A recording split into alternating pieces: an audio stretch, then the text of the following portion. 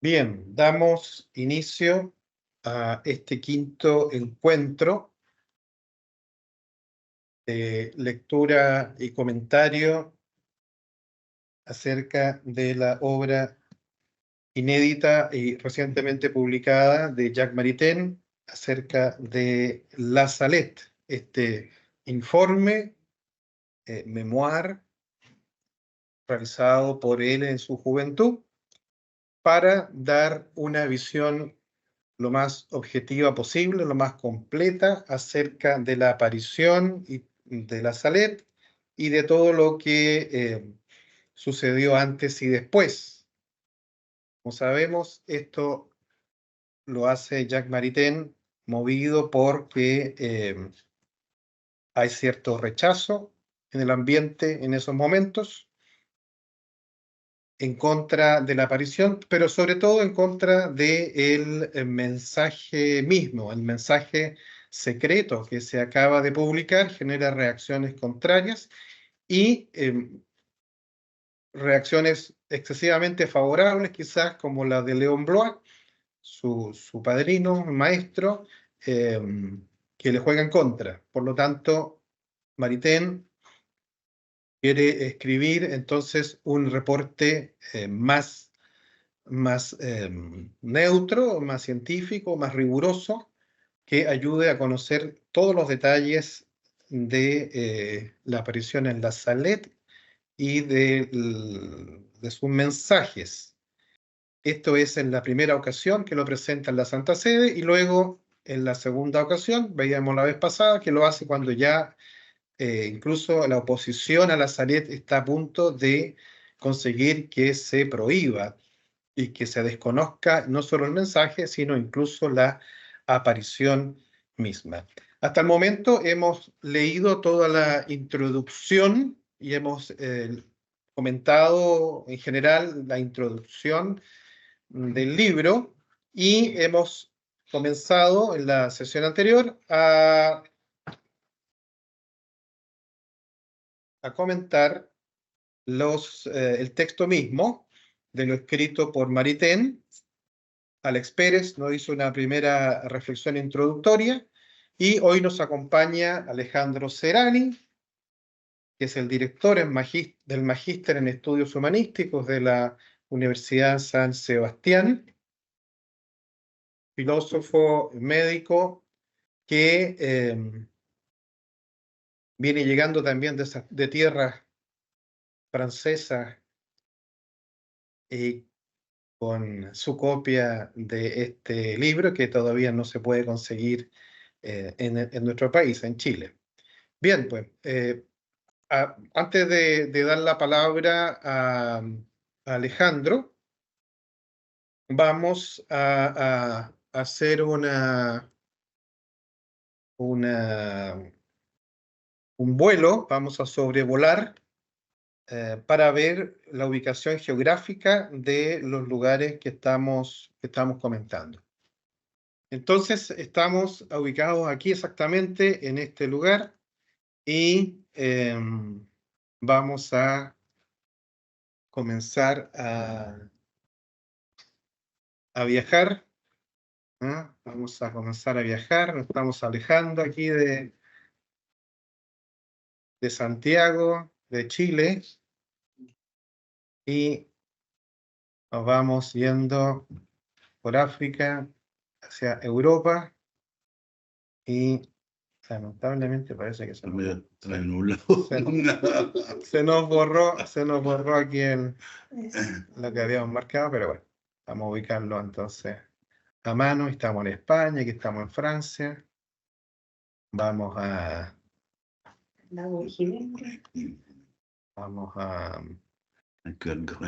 volver a marcarlo porque se nos... Aquí está, ahí apareció el santuario de Notre Dame de la Salette, ¿verdad? Aquí estamos en la frontera, ya casi estamos en los Alpes, ¿verdad? La parte francesa de los Alpes, casi en la frontera con Italia. Y entonces nos vamos acercando un poquito más, está Marsella abajo, Lyon, Ginebra, Suiza, arriba. nos vamos acercando al santuario de Notre Dame, aquí entre medio de las cadenas montañosas.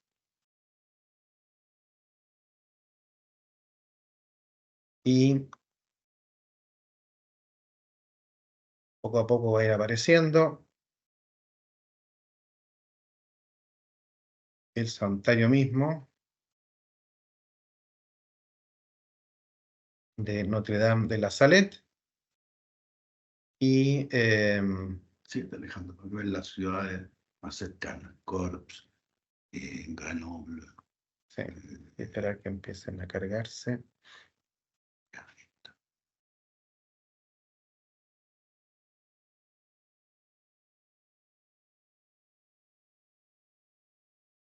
Ahí está Corps.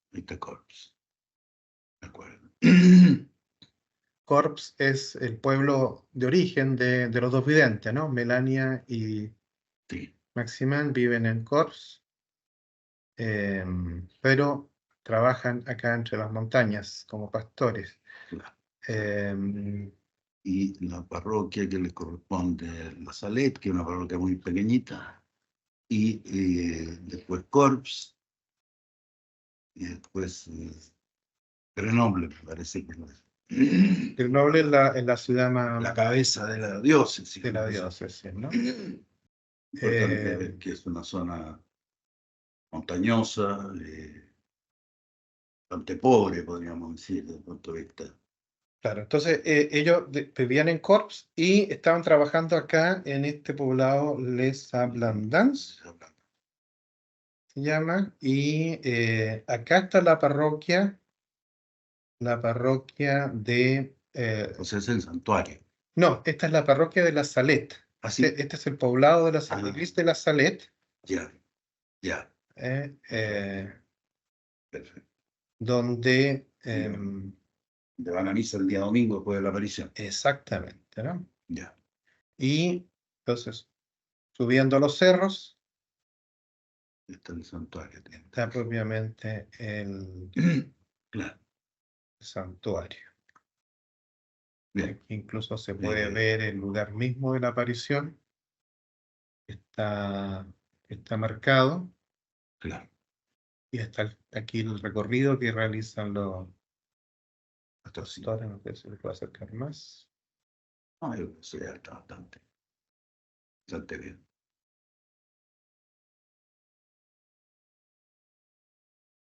Ya, dejémoslo así.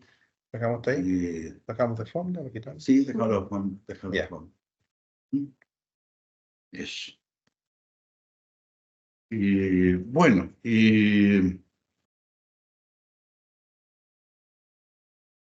sábado 19 de septiembre de 1846. 19 de septiembre de 1846. Melanie o Melania Calvat, también llamada Mathieu, entiendo el nombre de su padre, 14 años, Maximino, 11 años. Están haciendo pastar en este estrecho altiplano, al plató, un grupo de animales de los cuales ellos están encargados. Este altiplano está situado alrededor de 1800 metros de altura. El poblado que acabamos de ver, 1000 metros de altura. Es una zona bastante árida, podemos decir, porque prácticamente no tiene árboles. Calculemos que 1800 metros de altura corresponde más o menos a lo que acá nosotros tenemos la parte más baja de Farellones. Las montañas alrededor, que son consideradas altas y se ven altas en la zona, no sobrepasan los 3000 metros, la mayor parte de ellas. Mm, los Alpes, por mucho que cuando uno está presente ahí se ven bastante imponentes los montes, sin embargo, por comparación con lo que nosotros estamos acostumbrados acá en la cordillera de los Andes, es una cordillera bastante baja. Y son dos pastorcitos que hablan la lengua del lugar, el patuá, el dialecto, y no hablan francés, prácticamente no hablan francés. No han tenido escolaridad, son niños que no tienen ningún tipo de instrucción, no saben leer ni escribir. Se encuentran ahí cuidando las vacas que los han mandado a cuidar.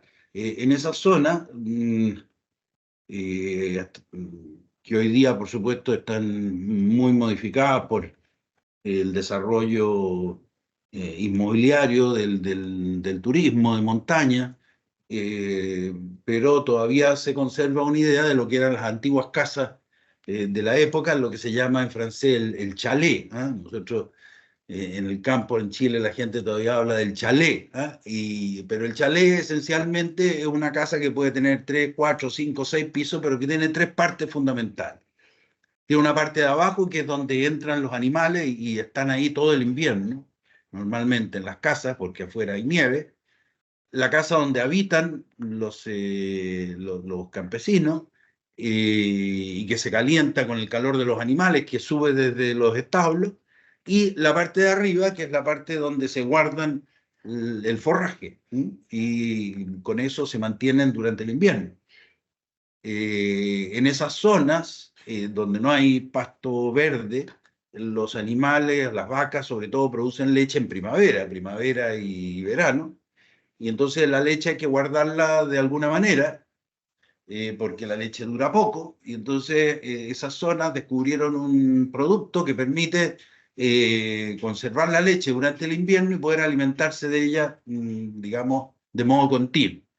Ese producto maravilloso que encontraron ellos se llama queso, ¿no es cierto? Y con eso y otras cosas sobreviven durante el invierno. Y entonces, apenas comienza la primavera y el verano, sacan sus animales y los llevan a pastar a las alturas donde hay pasto verde. Acuérdense que estamos en septiembre aquí, septiembre es fin del verano. Entonces podemos pensar que todavía quedan algunos pastos en las alturas de montaña, aunque no haya nieve, son generalmente bastante húmedas, por razones que todavía no he encontrado ningún geólogo que me lo pueda explicar, cómo brota agua en la altura de montañas que ya hace mucho rato que no tienen nieve. Eso se ve en las montañas de la cordillera de los Andes también. Y entonces ellos, justamente hago mención de esto porque hay un pequeño arroyo que está ahí y que normalmente tenía agua de manera intermitente según se iban fundiendo las nieves. Este arroyo, al parecer, tenía un poquito de agua cuando los niños fueron. Después de la aparición, por lo menos hasta la época en que Maritán da testimonio de esto, 50 o 60 años después, nunca más dejó de brotar agua de ese arroyo. Y entonces están estos niños,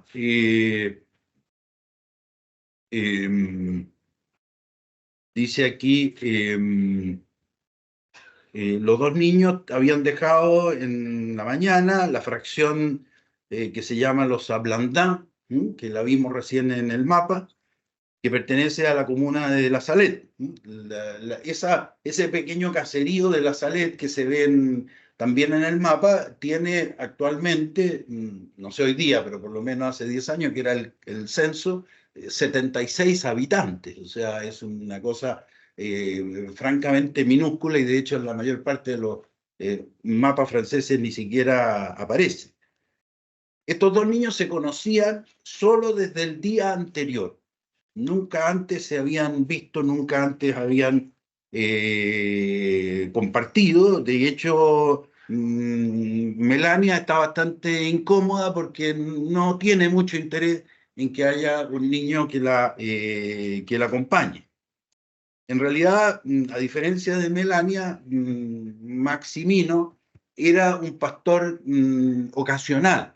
O sea, cuando se lo solicitaba, iba y cuidaba el rebaño y seguramente los padres obtenían un pequeño emolumento por el trabajo del hijo. Aunque Melania tiene 14 años y Maximino 11, ellos se toman su trabajo con mucha responsabilidad y hay obligaciones estipuladas con respecto a su trabajo y ellos lo conocen. No pueden abandonar las vacas, no pueden dormir durante el día. Ellos tienen claro eso.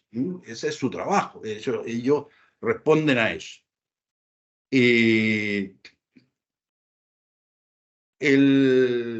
Melania vivía con... no, Maximino vivía con su padre, que era un señor, un cantero, es decir, una persona que te encargaba de sacar piedras y de cortarlas para la construcción, porque estos chalés tienen una parte de piedra abajo y después están construidos en madera. Entonces, tiene una industria importante para la zona, porque aporta los elementos básicos de la construcción. Y Maximino estaba al servicio de un señor que se llamaba Pierre Selme, un agricultor de los Ablandans, pero el pastor del señor Selme, el hombre que era un joven también, ¿no? Era un joven que era el que hacía regularmente el pastoreo de las vacas del señor Selme, se enfermó. Se enfermó 8 días y en esos 8 días fue sustituido por Maximino. Este joven después se lamenta amargamente porque dice, si yo no me hubiese enfermado, la Virgen se me hubiese aparecido a mí. En fin, entonces Selme es el patrón de Maximino. Melania había entrado en el servicio de pastora a los 7 años. Vivía con sus padres en la montaña y su último patrón, Baptiste Prat, era propietario en los Ablandinos. Y la había contratado como pastora en marzo del 46. Recordemos que la aparición es en septiembre del 46. Llevaba unos 6 meses trabajando para este señor Baptista Prat. Es importante este señor Prat porque la primera persona a la cual Melania y Maximino le van a contar lo que le sucedió ese día es la abuela Prat, la mamá de su patrón. Y es la primera persona en creer. A diferencia de los otros que vendrán después, que serán, en principio, una buena parte incrédulos. Hay 2 personas que les creen a los pastorcitos lo que ocurrió. Una es la abuela Prat, que llora, que se pone a llorar cuando los escucha. Y el otro es el párroco de la Salette. Los padres de Melania y de Maximino, ese sábado 19 de septiembre en la tarde, cuando escuchan este relato, los mandan a ambos a las 6 de la mañana a buscar al párroco para relatarles el milagro o la experiencia que ellos tuvieron. Yo calculo que la misa del domingo tiene que haber sido a las 7 de la mañana, por lo tanto ellos llegan muy temprano antes de la misa a conversar con el sacerdote.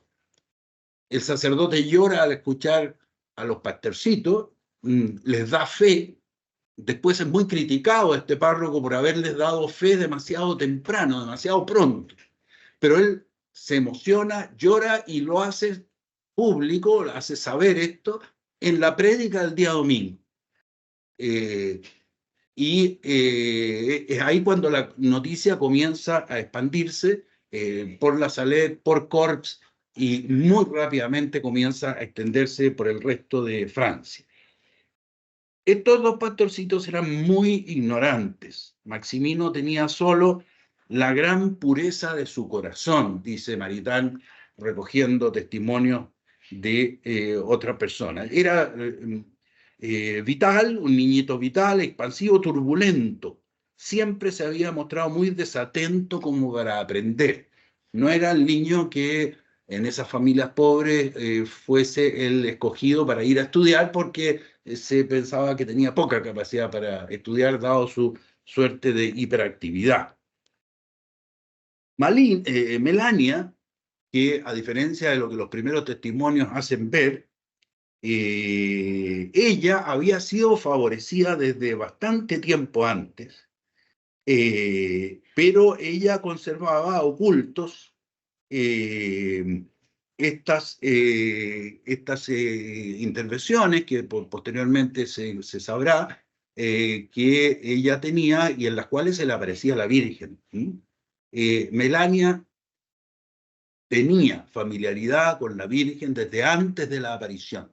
Ella nunca lo dijo al principio. Inclusive cuando Maximino le pregunta quién es esta persona, Melania, pudorosa, pudiéramos decir que le da a entender como que ella no está muy segura quién es de Dios, le dice, es una santa, puede ser la Virgen, le da 3 pistas a Maximino. Maritán está seguro que ella sabía desde el principio. Sin embargo, se asusta porque no estaba preparada. Y sobre todo, Melania no estaba preparada para una aparición de la Virgen llorando. Es lo que a ella la conmueve, la desarma, y también a Maximino. Ambos niños no pueden sino llorar, porque ven a la señora, que dice Maximino, que Maximino está bastante perdido en todo esto. Y Melania poco a poco lo va informando. Pero Melania era considerada por el pueblo, por sus vecinos, una mujer, una niñita de 15 años, pero bastante selvática, pudiéramos decir, y bastante obtusa, o sea, una mujer con poca capacidad de comprensión.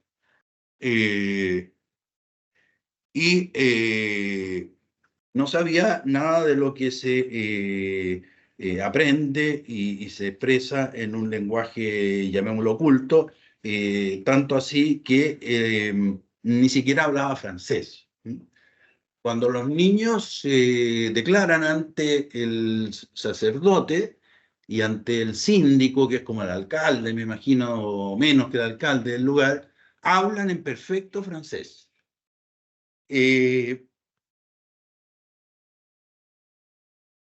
Ellos, estos niños, para que se tenga una idea, reciben la comunión solo casi 2 años después de la aparición.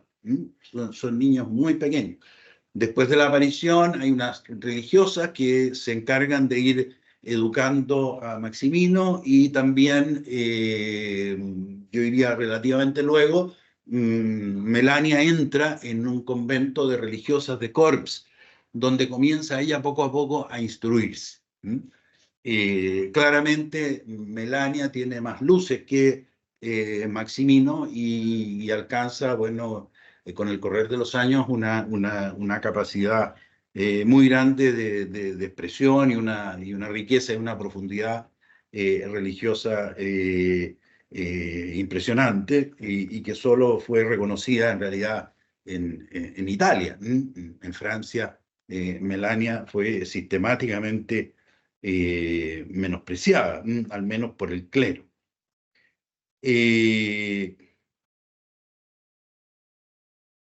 Dice que aunque Melania algunas palabras de francés podía hablar un poco de francés, Maximino solamente era capaz de hablar algunas palabras y entendía muy poco. Ellos en algún momento le hacen ver a la Virgen que no le entienden y la Virgen le habla en su dialecto.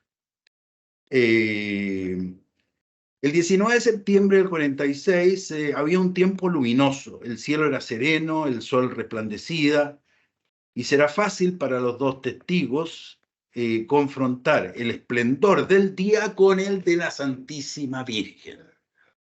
Ellos se dan cuenta que el esplendor de la aparición es de otro orden.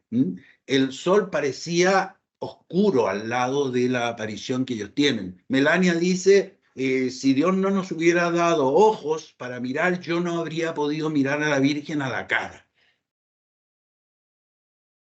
Maximino quiere jugar, Melania le enseña un juego y los dos niños recogen flores para hacer un paraíso. Van a construir con unas piedras un paraíso. Son las 11:30 y llevan las 8 vacas que están cuidando a tomar agua. Sienten a lo lejos la campana de la Salet, del Ángelus, con lo cual todo esto sucede alrededor de las 12 del día. Después de haberle dicho a Dios aquello que sabían, Maximino no sabía ni el Padre Nuestro ni el Ave María. Él llora con mucho dolor al día siguiente de la aparición, porque como le había dicho la Virgen, él trata de rezar el Padre Nuestro y el Ave María, y no puede. Y entonces hay que enseñarle a Maximino a rezar el Ave María y el Padre Nuestro.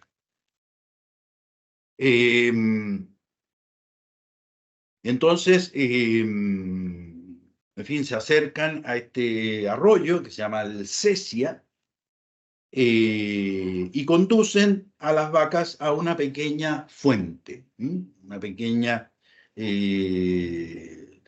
lugar en el monte donde se junta el agua y donde los animales beben.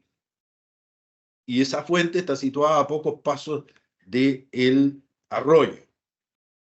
Es sobre esa fuente, que hoy en día está seca, dice Maritain, que con las piedras recogidas del lecho del arroyo construyen el paraíso. Pero antes recogen lo poco que ellos habían llevado para comer y almuerzan. Tienen su pequeño almuerzo en este sector y bajan después a la pequeña fuentecita donde dejan sus sacos, sus bolsos, sus pequeñas mochilitas, diríamos, hoy en día. Y ahí construyen una casita que consistía, dice Melania, en un piso plano de lo que van a construir, en la que podrían estar sus habitaciones, y después un piso superior que ellos pensaban que era el paraíso. Algo parecido a los chalés de la zona circundante, ¿no es cierto? La habitación de ellos y el paraíso estaría en la zona donde se guarda la hierba. Este pavimento del paraíso, ¿no es cierto?, estaba decorado con flores de diversos colores y estaba cubierto por una piedra grande que también la cubrieron con flores. Es en esa piedra donde se va a sentar la Virgen. Y después el párroco de Corps va a tomar esa piedra y se la va a llevar a su parroquia.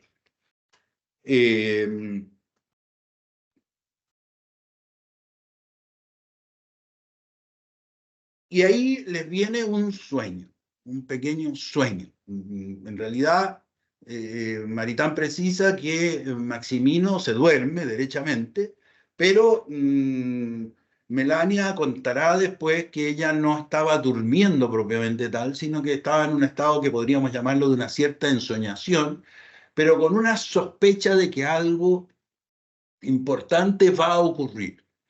Y algo sobrenatural.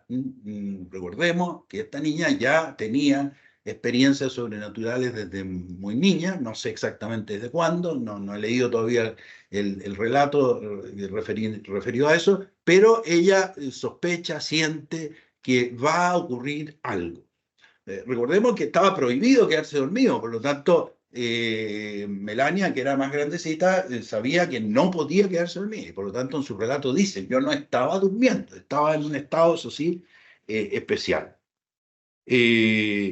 Se alejan 2 pasos y se recuestan sobre la hierba. Melania es la primera que se despierta, entre comillas, y no ve las vacas. Y entonces llama a Maximino, atraviesa el arroyo y se apresta a salir en la planicie para ir a buscar las vacas. llama a Maximino, que se despierta también, que atraviesa el arroyo, y ahí ve las vacas que están sobre la pendiente que se acerca al monte Garjas. Estaba comenzando a subir por la pendiente para ir a buscar las vacas, y Maximino, que se había despertado y que estaba todavía saliendo, a pocos metros del arroyo, ven en la ribera opuesta del arroyo, acercándose, o sea, al lado de la fuente seca, esta que hoy está seca y que en esa época tenía agua, una luz más luminosa que el sol. Maximino mira para allá, le dice Melania. Oh, Dios mío, dice, y deja caer Melania el bastón que tenía en la mano. Maximino la mira y le dice, sí, pero toma el bastón, y blandiendo de manera amenazadora su propio bastón, le dice a Melania, yo tengo el mío, y si nos hace cualquier cosa, le doy un buen golpe. Esta luz inmóvil se había abierto, mostrando otra luz más luminosa y en movimiento. En esta luz, en esta segunda luz, una bella señora sentada con los codos apoyados en las rodillas, la cara oculta entre las manos, los pies apoyados en el lecho árido de la pequeña fuente, sentada sobre la piedra del paraíso, con los pies en la fuente que hoy en día es una fuente seca.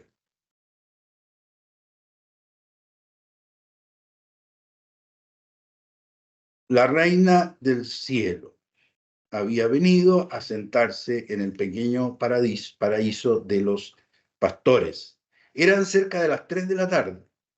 La iglesia cantaba las primeras vísperas de la transfixión de la Virgen María, la fiesta de los dolores de la Virgen María, y a esa hora se rezaba en la rúbrica de esa fiesta, la Virgen atravesada por una espada de dolor.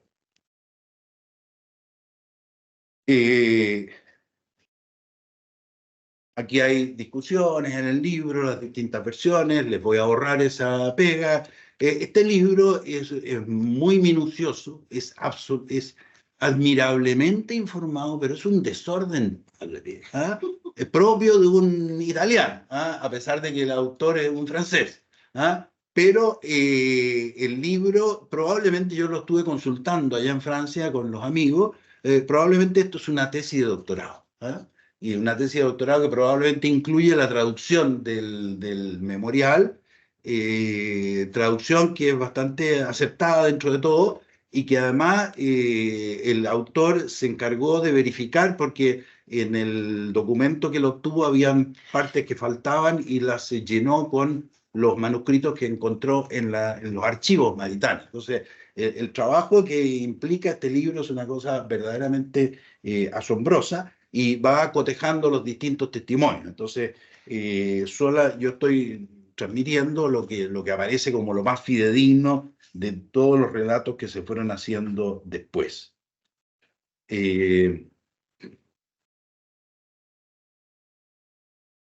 Más tarde, los pastorcitos publicaron el relato de la aparición, Maximino en 1866 y Melania en 1879.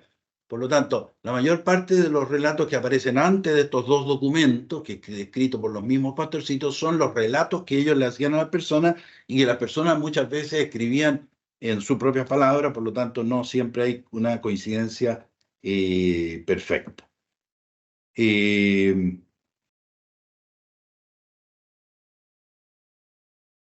Bien. Entonces, he visto una luz como el sol, todavía más luminosa, pero no del mismo color. Y le dije a Maximino, ven rápido a ver la claridad que hay aquí. Y Maximino me dice, ¿dónde? Le muestro con el dedo hacia la fuente y se detuvo y la ve. Un relato un poquito ya más armado que el que habíamos visto anterior. Y en ese momento vimos una señora en la luz, sentada con la cabeza entre las manos. Tuvimos miedo. Dejé caer el bastón. Maximino me dice, ten tu bastón y si te hace cualquier cosa yo le daré un golpe. Después esta señora se levantó y cruzó los brazos y dijo, vengan, avancen, queridos hijos, no tengan miedo.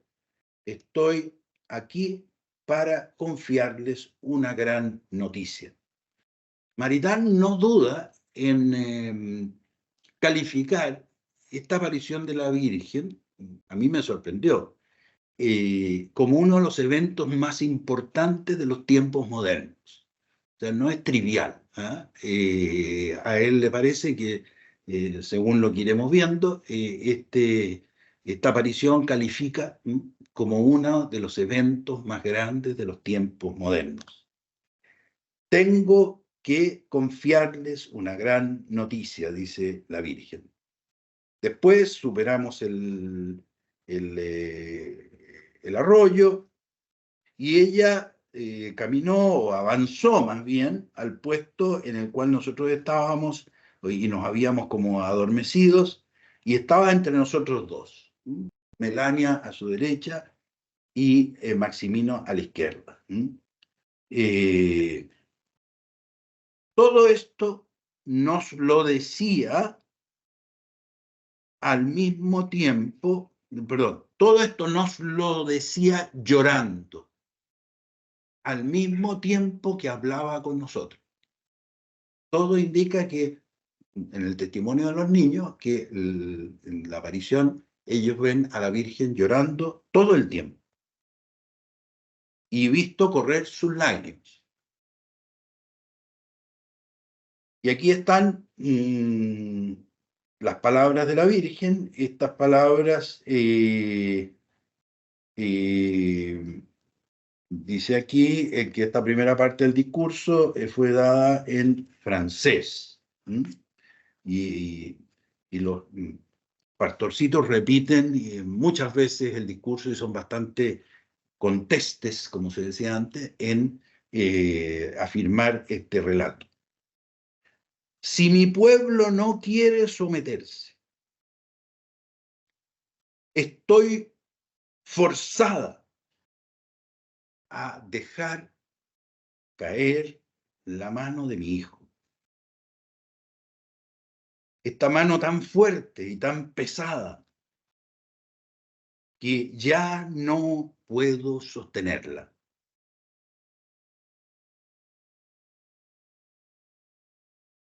Hace mucho tiempo que sufro por ustedes. Si yo quiero que mi hijo no los abandone, estoy encargada de pedírselo sin cesar. Y sin embargo, a ustedes no les importa nada.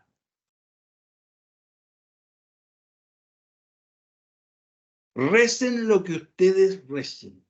Hagan lo que ustedes hagan. Jamás podrán compensar la pena que yo me he dado por ustedes.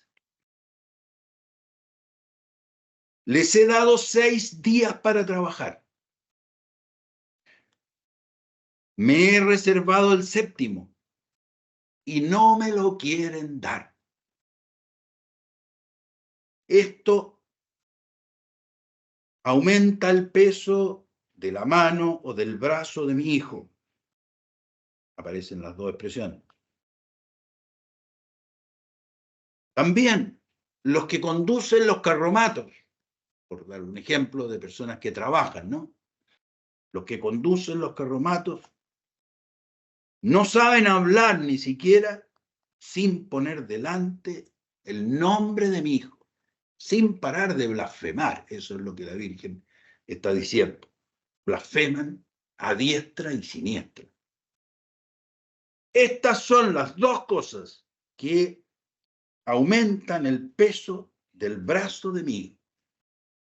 Esto es lo primero que aparece en el primer mensaje.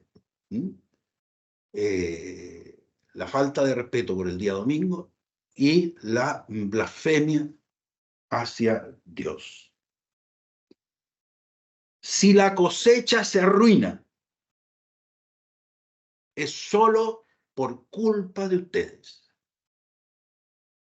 Se los he hecho ver el año pasado con lo que ocurrió con la cosecha de las papas. Pero ustedes no me han hecho caso. Al contrario, cuando encontraron ustedes las papas podridas, blasfemaban y ponían el nombre de mi hijo en sus labios. Esto continuará hasta que este año por Navidad ya no tendrán más. En esta parte del relato, el padre de Maximino solía detener el relato del hijo insultándolo. Varias veces el hijo quiso contarle el relato completo a su padre y él no lo dejaba, sobre todo en esta parte lo detenía. Después sabemos que el padre se convierte y pide un signo a la Virgen y él va con unos amigos, va de una manera bastante frívola, llega al arroyo, toman del agua, beben caen de rodillas, rezan, se convierten, creen, y el padre toma el agua de la fuente y vuelve curado de su asma. El signo que él pide se le da.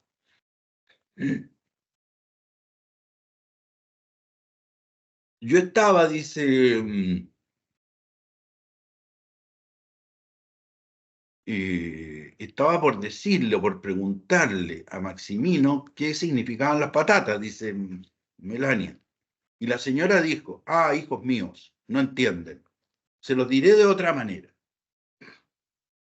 Y ahí parece que ella cambia el relato en la lengua del provenzal, me parece que es la lengua de ella. Después continuó. Melania continúa efectivamente su narración en dialecto. Si las papas se pudren, es solo por causa vuestra. Se los he mostrado el año anterior, no han querido hacerme caso. Y más bien ocurrió lo contrario, cuando encontraban las papas podridas, blasfemaban y ponían el nombre de mi hijo. Continuarán así hasta que este año por Navidad ya no habrán. Si tienen grano, no lo siembren.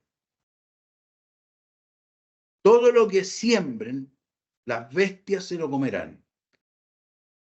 Y aquello que se cosechará caerá en polvo cuando traten de recuperarlo. Llegará una gran carestía. Primero que llegue a la carestía, los niños menores de 7 años tendrán temblores y morirán en las manos de aquellos que los tendrán. Y los otros harán penitencia. Las nueces se pondrán malas, la uva marchita. En aquel momento, la bella señora le da un secreto a cada uno de los niños. Primero a Maximino, un secreto que Melania no escucha. Y cuando la Virgen le habla a Melania, le dice un secreto que Maximino tampoco escucha. No dirán esto, ni aquello, ni aquello. Y después a Melania.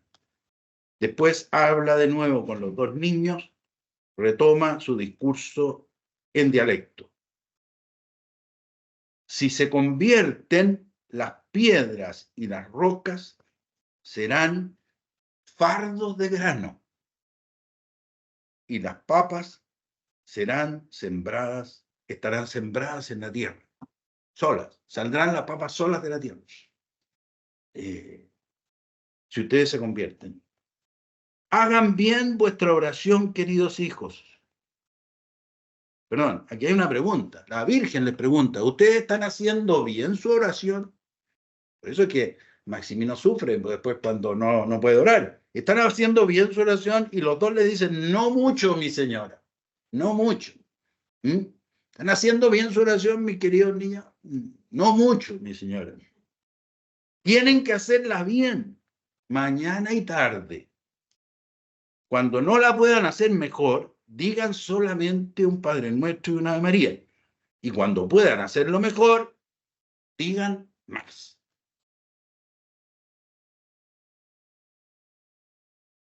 Sigue la Virgen. Solo unas pocas mujeres ancianas van a la misa.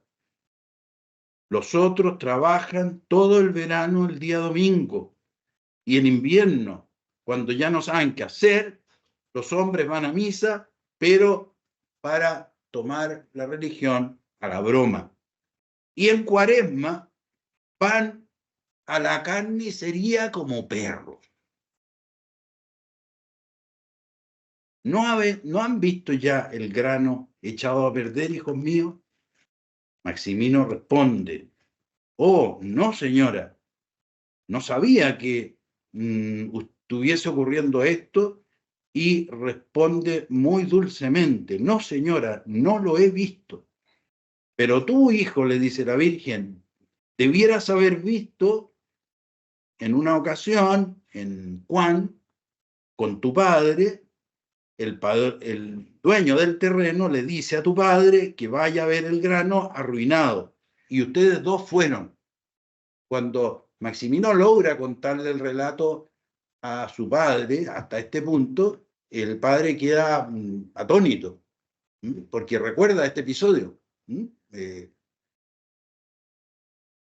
Ustedes tomaron un par de espigas de grano entre las manos, lo apretaste y cayó todo convertido en polvo. Y tú después de esto regresaste.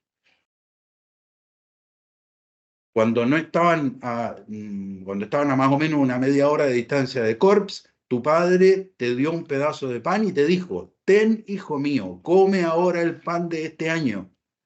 No sé quién lo comerá el año próximo si este grano continúa así. Maximino responde, oh sí, señora, ahora me acuerdo. No me lo había recordado. Después de lo cual la señora le dice en francés, bien, hijo mío, harán pasar, transmitirán esto que yo les he dicho a todo el pueblo. Atravesó nuevamente el arroyo y retornó para decir, hijos míos, hagan pasar esto a todo el pueblo.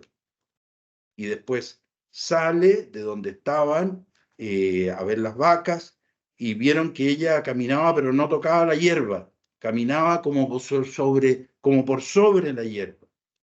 La seguíamos con Maximino, pasó delante a la señora y Maximino un poco cerca, 2 o 3 pasos. Y después esta señora se levantó. Melania hace un gesto alzando la mano de 1 metro y después cada vez más arriba, miró al cielo, después la tierra, después no habíamos visto la cabeza, después los brazos, después los pies, y vimos una claridad en el aire y después la claridad desapareció. En un segundo relato, muchos años después, alguien le preguntó a Melania hacia dónde miraba. Y Melania le indica hacia dónde estaba mirando la Virgen y le pregunta, ¿y qué hay ahí? ¿Qué sabes tú que hay ahí? No sé, otros países. ¿Qué país? Suecia, Suiza e Italia. Ah, debe haber sido Italia, dice Melania. ¿Estaba mirando a Roma? Sí, estaba mirando a Roma. Este debe ser el buen Dios, dice Maximino.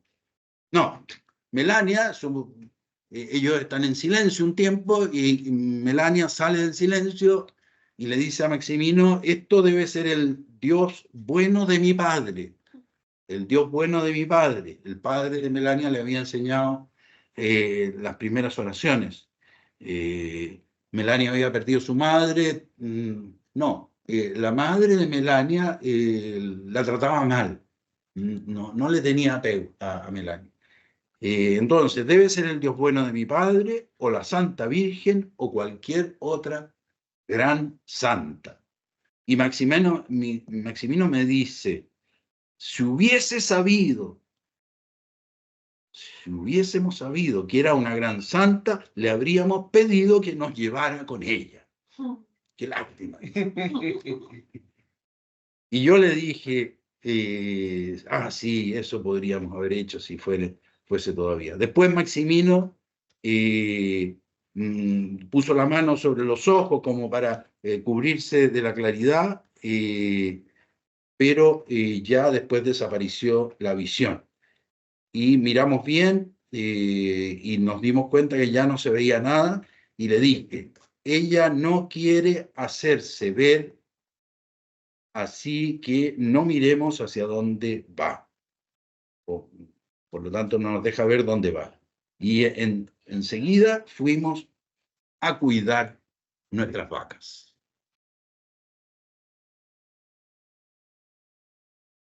Bueno, ese es el relato, ese es el relato tal cual Maritán lo proporciona a partir de los distintos testimonios de los pastorcitos, lo da la versión directa de Melania, y después más adelante iremos viendo qué es lo que comienza a pasar en el pueblo, porque efectivamente cuando los niños vuelven y comienzan a amarrar las vacas, Maximino va a contarle a la abuela, y a partir de ahí ya comienza todo una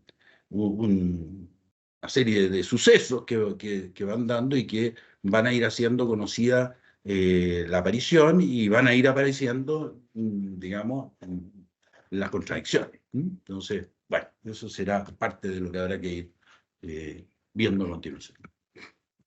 Bien, pues muchísimas gracias, Alejandro, por este apasionante relato, ¿no? de uno de los hechos más importantes de la modernidad.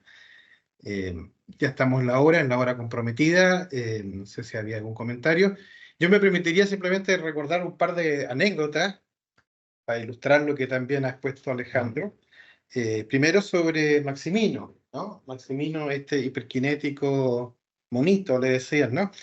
Eh, Después le daba mucha vergüenza cuando se lo recordaban, que durante la aparición, primero no se le ocurrió sacarse el sombrero. Después cuando se lo saca, se pone a jugar con el sombrero y con su bastón con el sombrero mientras está hablando la Virgen. Y después empieza a jugar con el bastón a tirar piedras. Pero dice, pero ninguna piedra alcanzó hasta donde estaba la señora, por si acaso. Se explica. Entonces, muy ingenuo. Ahora, otra cosa interesante ahí mismo es que Maximino dice que era tanto el resplandor de esta señora que él no era capaz de ver el rostro. En cambio, Melania dice que ella sí le veía el rostro. ¿Ya? Hay una diferencia entonces, y eso pasa en muchas apariciones, en momentos también, como dijo Alejandro, de repente uno escucha, otro no escucha, son distintas las percepciones de los distintos evidentes. Y otro último detalle interesante también esto del paraíso, para explicar un poco qué era el paraíso. El paraíso era una tradición de la época en esa zona alpina francesa, que era construir especies de tabernáculos, un poco por lo que se hace en el Jueves Santo, ¿no? El monumento donde se reserva el Santísimo, era una tradición que tenían ellos para la procesión del Corpus Christi, y bueno, también se hace, ¿no? De construir una especie así de monumento lleno de flores, que era el paraíso donde se ponía la custodia del Santísimo durante la procesión. Entonces ellos, cuando dicen que estaban jugando a construir el paraíso, estaban construyendo un lugar donde el Dios podía más dignamente ser depositado. Y ese es el lugar de que la Virgen utiliza como trono, ¿no? Es muy bonito también esa expresión que nos explicaba Alejandro. Muy bien, pues dejamos hasta aquí esta sesión, pero Alex, antes quiere hacer una pequeña intervención. Pequeñísima, solo. Es que con respecto acabo de terminar, bueno, acabo, fue al final del año, de León Blois, La que llora, la que habíamos hablado antes, que está, como dije el otro día, está en la edición Kindle, ahí buena. Exacto, pero está en español en la edición Kindle, ¿ya? Siendo que 3.000 pesos, que iba a costar una cosa así, y es decir, dos cosas, León Blois es León Blois, extraordinario, efectivamente los personajes lo representan un poco a él también, son llevados al extremo, una crítica enorme, pero lo esencial es lo mismo. Él no hay ningún cambio. Él fue también un par de veces allá, lo verificó y claro, después hace la crítica a los padres allá que hicieron un comercio, pero sobre todo lo que me parece complementario es la figura que hace de Melania. De Melania y Messinino, pero sobre todo Melania, donde Melania aparece en una dimensión y ella está más cercana a él, ¿no? Él a ella, una dimensión de una mujer íntegra, que será santa o no será santa, pero se muestra ahí como una mujer santa entera, ¿no? Al margen de no al margen, digamos, pero no necesariamente con la aparición. Ya en sí misma ella es una mujer que entregó todo y tenía una misión un poquito extraña. Y entre esas, la que de un mundo que va, una parte del mundo que va contra ella, sufriendo entonces un desprecio que hoy día probablemente, me parece a mí, muchos religiosas también están recibiendo cierto desprecio del mundo y al interior mismo de la iglesia. Una cierta, no sé, persecución o lo que sea, ¿no? Pero un cierto sacrificio que es el sacrificio de la cruz, que ella vivió, al parecer, hasta el final de los tiempos. Es eso, ¿no? Es un libro que vale la pena, que es extraordinario, intenso y provocante a la vida de nosotros. Eso. Excelente, pues muchas gracias, Alex. Muchas gracias a todos. Dejamos hasta aquí esta sesión y continuaremos entonces en una próxima ocasión. Gracias, Alejandro.